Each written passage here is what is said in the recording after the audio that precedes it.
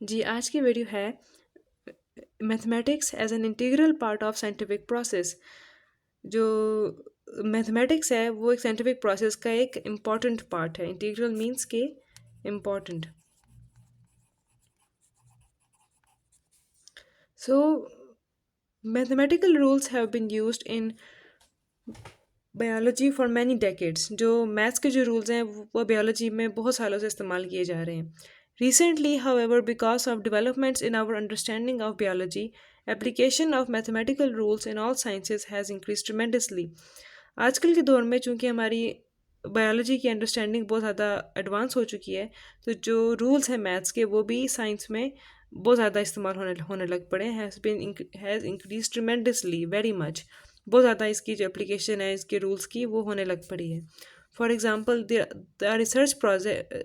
Research projects such as मुख्तलिफ research projects में इसकी जो एप्लीकेशन है मैथ्स की वो बहुत ज़्यादा इस्तेमाल होने लग पड़ी है, such as population studies, drug studies, and sequencing of plants and animals, sequencing of plants and animals DNA requires a lot of maths knowledge for organizing and analyzing data.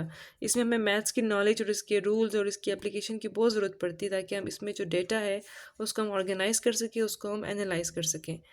तो ये बस इस चैप्टर का आखिरी टॉपिक था।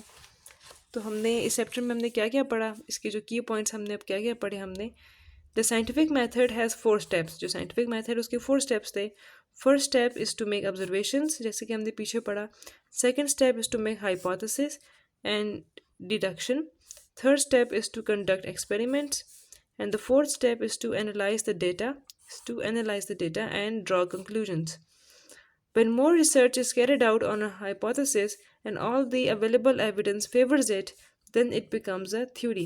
जब हम एक रिसर्च करते हैं और उसे एक हाइपोथेसिस निकालते हैं और जितना भी जो एविडेंस है वो उसको फेवर करता है तो वो एक थ्योरी बन जाता है। और जब वो थ्योरी बार बार एक्सपेरिमेंट से गुजर गुजर के जब एक कांस्टेंट चीज़ बन जाती है तो वो एक लॉ बन जाता है। तो scientific laws must be simple, true, universal and absolute. Scientific laws represents the cornerstone of scientific discovery. Recorded observation and information are called data.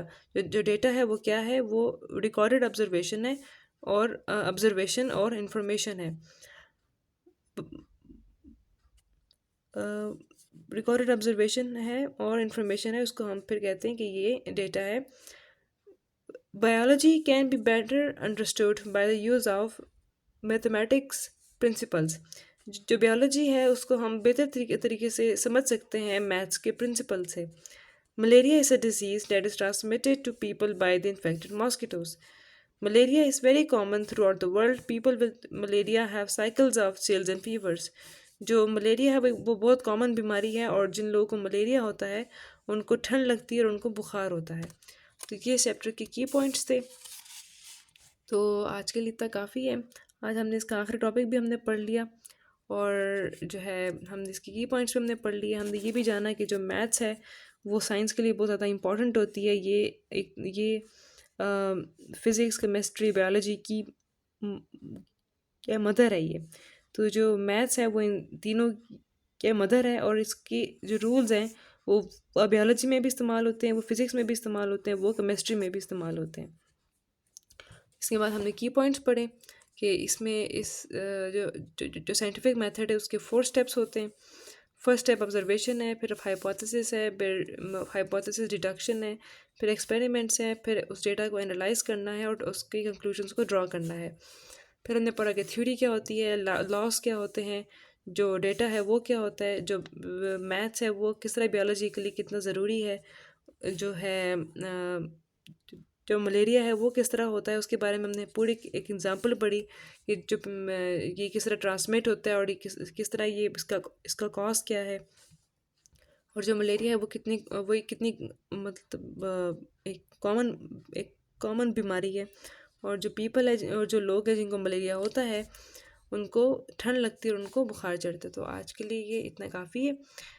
आगे जो MCQs हैं फिर हम फिर नेक्स्ट वीडियो में फिर हम पढ़ेंगे।